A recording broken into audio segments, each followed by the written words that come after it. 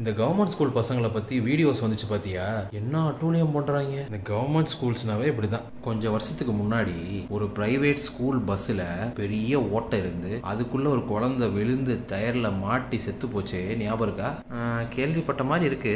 சரி, கொஞ்சம் மாதத்துக்கு முன்னாடி சென்னையிலேயே டாப் ஸ்கூல்னு சொல்கிற அந்த ஸ்கூலில் ஒரு ஆசிரியர் ஹாஃப் நியூடாக வந்து ஆன்லைன் கிளாஸ் எடுத்தாருன்னு அரெஸ்ட் பண்ணாங்களே, கேள்விப்பட்டிருக்கியா? கேள்விப்பட்டேன், ஆனால் ஸ்கூல் பேர் தான் என்னன்னு ஸ்கூல் பேரே தெரியல. சரி, அதை விடு. ஒரு சாமியார் ஸ்கூல் நடத்துறேன்ட்டு அங்க படிக்கிற குழந்தைங்க கிட்ட பாலியல் வன்புணர்வு பண்ணி போக்சோல அரெஸ்ட் பண்ணி உள்ள வச்சாங்களே, ஞாபகம் இருக்கா?